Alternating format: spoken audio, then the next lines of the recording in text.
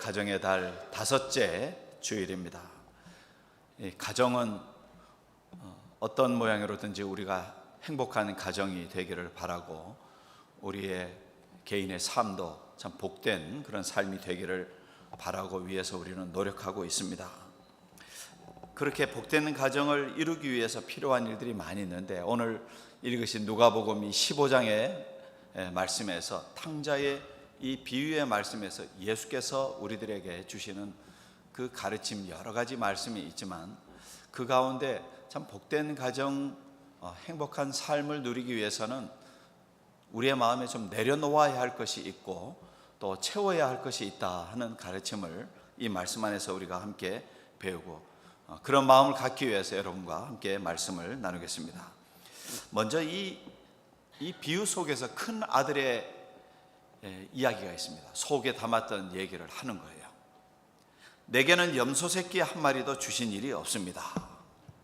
나에게 염소 새끼 한 마리도 참 주셔서 내가 친구들과 같이 즐기게 해 주신 일이 있으십니까? 이렇게 묻는 것입니다. 좀 듣는 부모님의 입장에서는 좀 갑작스럽고 당황스러울 수 있는 이런 질문을 큰아들이 던집니다. 그런데 이 말씀을 우리가 보면은요, 이 말씀이 있기 전까지 무슨 일이 있었는가? 11절에서부터 그 앞에 11절에서부터 24절까지 내용에 보면은 탕자의 이야기가 거기에 나옵니다. 어떤 사람에게 두 아들이 있는데 둘째가 그의 분깃을 가지고서 먼 이제 타국에 가서 다 허비하고, 그리고 먹고 살 것이 전혀 없어서 구걸하는 인생이 되다가 이제 다시금 집으로 돌아왔습니다. 아버지는 그럼에도 불구하고 반갑게 맞이했고, 그리고서 아들의 표식이 될 손에 가락지도 끼워주고 살찐 송아지를 잡아서 이제 잔치를 여는 것입니다. 그때 큰 아들이 돌아와서 아버지에게 하는 말이 그것입니다. 15장 29절에 아버지께 대답하여 이르되 내가 여러 해 아버지를 섬겨 명을 어김이 없거늘 내게는 염소 새끼라도 주어서 나와 내 벗으로 즐기게 하신 일이 있었습니까? 이런 말을 합니다. 보통 우리가 이 탕자의 비유를 읽으면은 둘째 아들의 이제 가서 방탕한 삶을 살다가 다시금 돌이켜서 뉘우치고 가정으로 돌아오는 이 이야기에 초점이 있죠. 그런데 오늘 이 말씀 뒷절에 있는 이 말씀에 보면은 큰아들의 이야기가 나오는데, 큰아들은 이 내용으로 보면은 참 성실한 삶을 살았습니다. 부모의 기쁨을 드리기 위해서 아버지 곁을 떠난 적도 없고 묵묵히 일을 열심히 했습니다. 그런데 문제는 동생이 돌아온 뒤에 이 마음의 변화가 생기는 것입니다. 동생, 모든 것을 탕진하고 돌아온 동생이 이렇게 환대를 받는 것을 이렇게 보니까 마음이 갑자기 달라져요. 비교가 되는 것입니다. 나는 뭐지? 이런 생각이 드는 거죠. 여러분, 우리가 일상에서 보통 생각할 때 당연한 말이다, 그렇게 생각할 수 있습니다. 당연하죠. 그럼 나는 무언가, 아버지, 부모님 곁에서 열심히 일했던 나는 무엇인가, 이런 생각을 하니까 기쁨이 갑자기 사라져요. 서운함이 생기고 섭섭해지고 억울한 마음이 또 드는 것입니다. 근데 우리가 이런 내용을 보면서 예수께서 우리에게 주시는 이 비유 속에서의 교훈을 볼 때에 여기에서 우리들이 조금 생각할 바가 있다는 것을 전해주는 것입니다. 나의 현실의 삶이, 혹은 내가 얼마나 가졌고 얼마나 누리고 어떻게 열심히 살아왔는가의 이런 마음보다는 무언가 비교를 하게 될 때에, 그때부터는 감사가 갑자기 그냥 사라져 버린다는 것입니다. 행복할 수 없는 마음이 갑자기 생기는 거예요. 그리고 불평하는 마음이 생깁니다. 그래서 고린도 후서 10장 12절에도 보면은 비교하는 일이 지혜롭지 못하다, 이렇게 이제 말씀을 하지요. 비교라는 것은 내가 아끼고 사랑하고 협력해야 될 그런 소중한 분들과 혹은 함께 일하는 분들과의 그런 관계성조차도 경쟁자로 만들기 쉽고, 그래서 비교가 깊어지면은 갑자기 감사가 사라지고 불평만 생기는 것입니다. 그래서 비교하는 마음은 자세히 우리가 내면에서도 생각해 보면은 가정에서도 그렇고 일터에서도 그렇고 나의 행복한 마음을 훔쳐내는 도둑과 같은 그런 요소라는 것입니다. 비교하는 것이 그렇습니다. 그런데 비교하는 마음에 또 다른 문제가 있습니다. 그것은 이미 내가 받은 축복과 은혜가 있는데 그것을 망각하게 한다는 것입니다. 이 큰아들은 분노했어요. 그런데 그가 이렇게 말합니다. 내게는 염소 새끼 한 마리도 주신 일이 있습니까? 그렇게 말을 하지만 사실은 아버지의 이 말씀을 보면은 사실과 다르거든요. 왜냐하면은 그들이 분깃을 따라 나눠주기는 했지만은 이제 큰아들이 부지런히 일하고 가꾸고 열심을 내어서 이룬 그 가정의 모든 것은 이 아버지의 말씀에 의하면은 너의 것이 아니냐. 모든 것이 너의 것이다. 너의 것이로 돼. 그렇게 말을 합니다.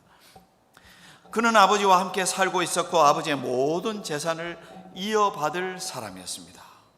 그런데 비교를 하고 갑자기 그냥 마음에 이렇게 참 서운한 마음으로 그렇게 생각하다 보니까 내가 받은 은혜, 그 은혜보다는 나에게 좀 내가 받지 못한 것에 대한 서운한 감정이 훨씬 더 강하게 이렇게 생각이 나는 거예요. 보통 사람들이 그러기 쉽죠. 내가 일찍이 받은 그 많은 축복, 은혜, 그런 것을 받았음에도 불구하고 나는 왜 이렇게 불행할까 이런 생각을 할 수도 있습니다. 행복 지수가 떨어지는 거예요. 그래서 우리가 찬송가에도 보면 429장에 받은 복을 세어보아라 그러지 않습니까? 여러분, 우리가 내가 받은 복을 하나하나 어제도 오늘도 그제도 지난해에도 그 앞서도 나의 삶 속에 하나님이 나에게 주신 은혜, 부모님의 그 사랑과 은혜를 통해서 받은 그 축복, 이런 모든 것을 가만히 세어보면 얼마나 많은 감사와 참 감격할 조건들이 많이 있겠습니까?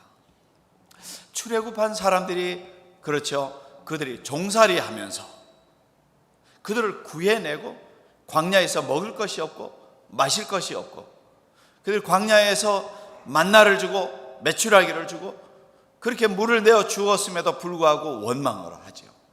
그렇지만은 구약 성경의 말씀에 보면은 억울함을 당하고 힘들고 고통스러운 그런 쫓겨다니는 생활 속에서 굴 속에서도 숨어 지내는 동안에도 다윗과 그 함께했던 무리들은 그 마음속에 무엇이라고 고백을 했냐면은 내 잔이 넘치나이다, 이런 고백을 할 때가 있거든요. 그러니까 그 마음속에 감사가 있고 감격이 있고 그 은혜를 잊어버리지 않는 그런 심령이 돼야지. 비교해서 이전에 애굽에 있을 때는 정말 이렇게 종살이를 하긴 했지만 고기도 많이 먹었다, 이런 생각만 가지고 자꾸만 비교하는 생각을 하다 보니까 그 출애굽하는 백성들의 많은 수가 불행한 생각을 갖게 되고, 그리고 그 사람들이 실제로는 행복한 삶의 터전 가나안으로 들어가지 못하는 결과를 얻게 되었다는 것입니다. 그러므로 여러분, 오늘 살아가는 우리들도, 우리의 삶도 여러분, 비교해서 우리가 무엇을 가지고 있고 없고 누구는 누리고 나는 못 누리고 이런 생각보다는 내가 이미 받은 하나님의 은혜를 어떻게 발견할 수 있는가, 이것이 우리들에게 행복 요소가 될 수 있다는 것입니다. 큰 아들이 잃어버린 것은요, 그가 이렇게 말한 것처럼 염소 새끼 한 마리 이렇게 주어서 친구들과 함께 어떤 기쁨의 시간을 보내지 못한 것, 그것을 잃어버렸다는 것이 아니고 살찐 송아리를 잡는 그 잔치 자리가 자기에게 정말 상실되었다는 그것이 정말 행복을 갖지 못하는 그런 인생이 아니라는 것입니다. 큰 아들이 잃어버렸다는 것은 무엇입니까?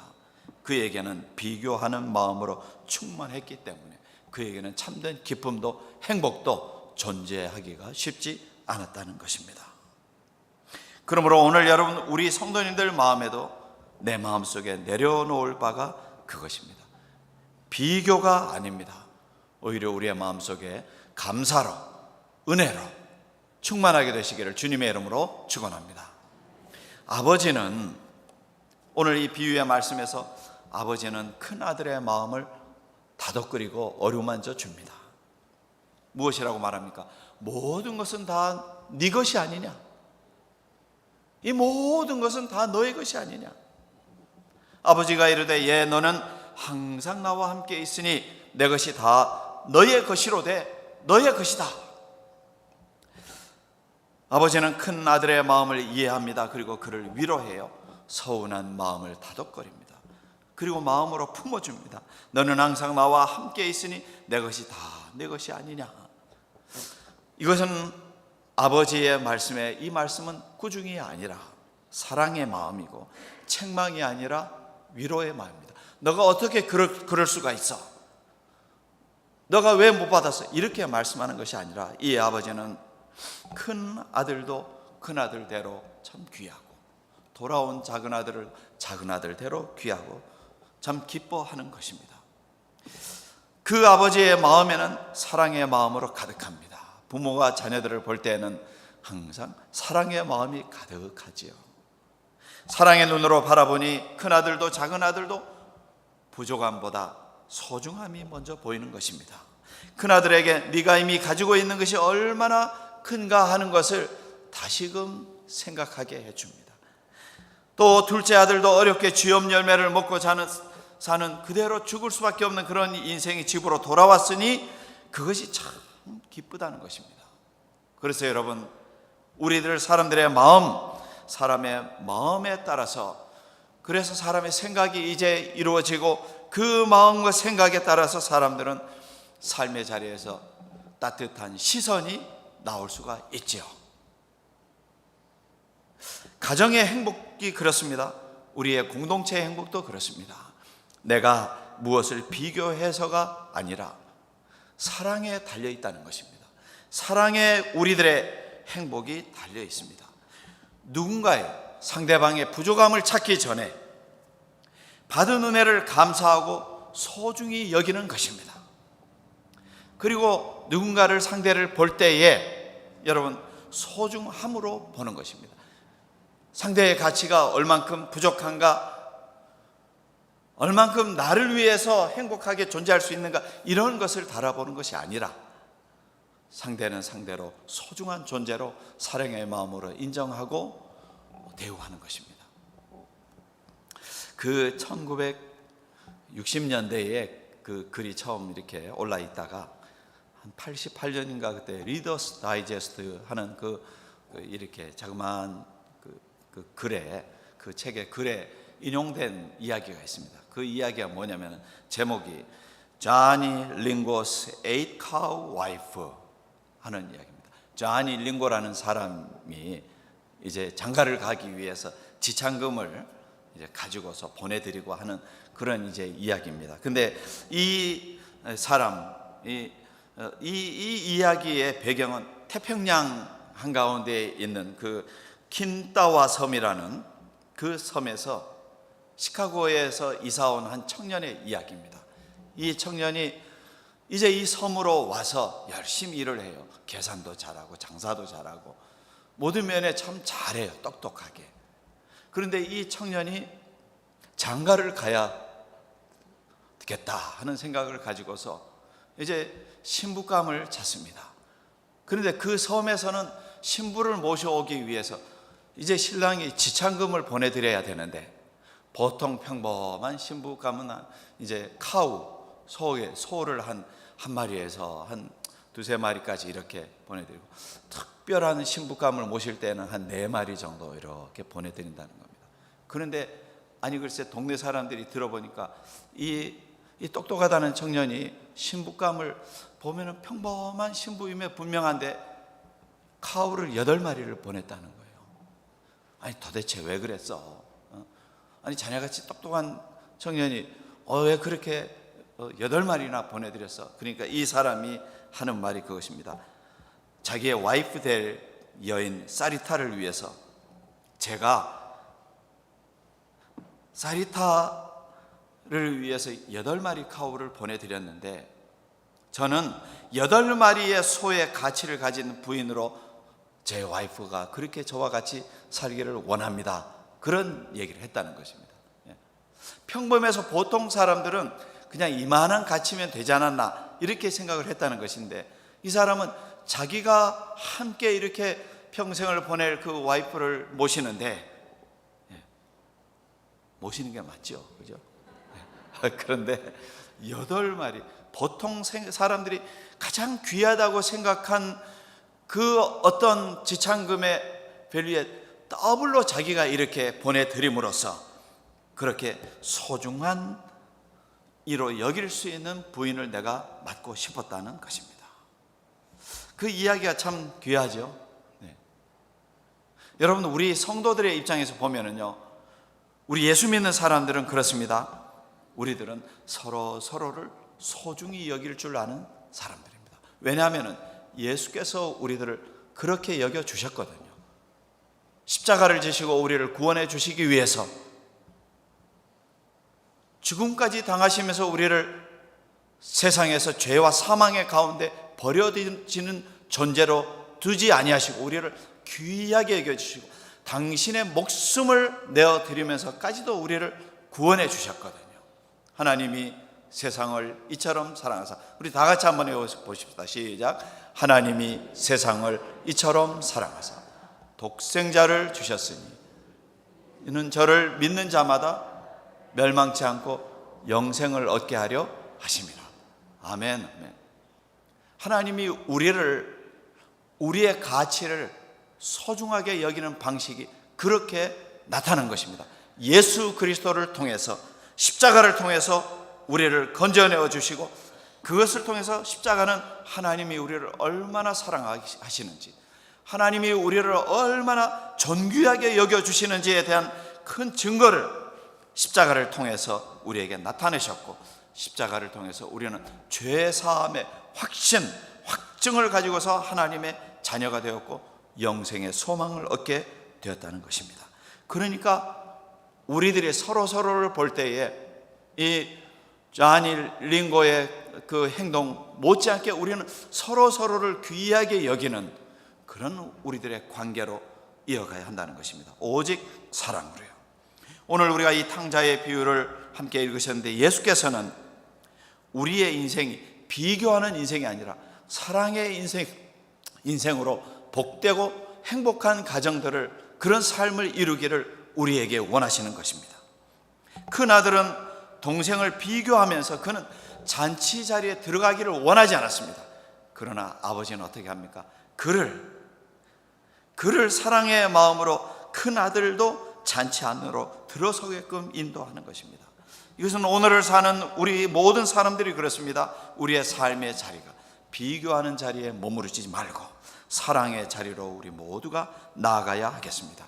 내 가정도, 공동체에 있는 우리 교회도 서로의 부족함보다는 서로의 소중함을 찾아 나서는 그런 우리 성도들이 다 되어야 하겠습니다. 우리의 행복은요, 비교에서 오지 않습니다.